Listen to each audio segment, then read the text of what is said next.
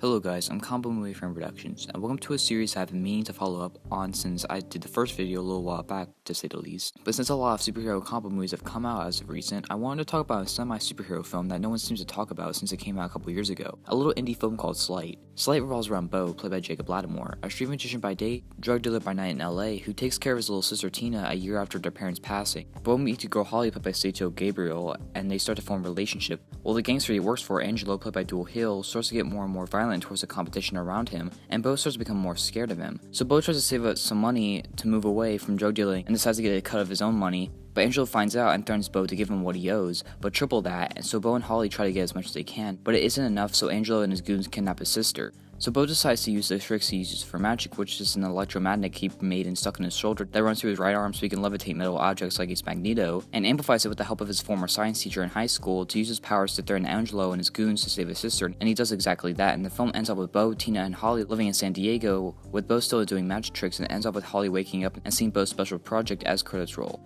As you can tell, this movie is pretty straightforward, but what makes this movie great in my opinion is the characters. This movie does a really great job of fleshing out our main characters, their quirks, their goals, their backstories. All of the main characters feel three-dimensional and actually made me care worried for these characters when they were in tight spots throughout the movie. The best being Bo and Holly. Both these characters have great chemistry, and we find out who they are through their dialogue, and their acting is solid from the whole cast, but these two are exceptional, and it's actually surprising how the relationship goes. It's very refreshing not to see a couple that just has a fight and they break up only for them to get back together in the end of the movie. Another character gets some nuance is Angelo, the villain of the movie. Not only does the actor do a good job, but this character gets a gradual change throughout the movie. Starting off as a really chill guy that slowly turns more and more threatening throughout the runtime. He also has a personal connection to the protagonist, so he feels integral to the story and isn't just an afterthought, which is a problem with most superhero films. Another thing this film does well is feel unique from other superhero movies.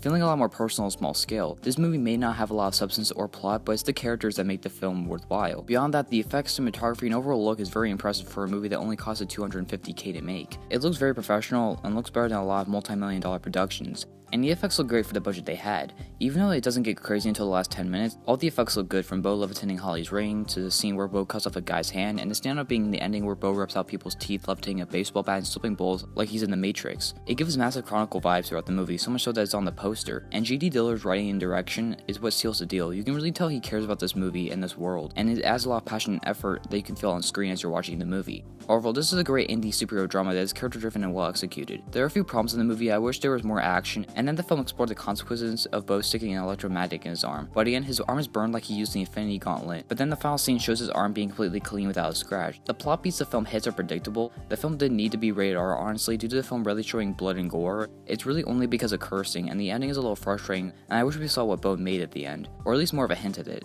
But overall, this is a very solid movie that I highly recommend you check out. It's sad that this film has been thrown under the bus basically and no one talks about it now, and didn't make much bank at the box office. But whoever has seen the movie online has talked positively about it that I've seen, and I hope this one gets a cult following someday. But for now, please check it out. It's a small but entertaining movie that's very well made, and overall is an example of how to give a film depth.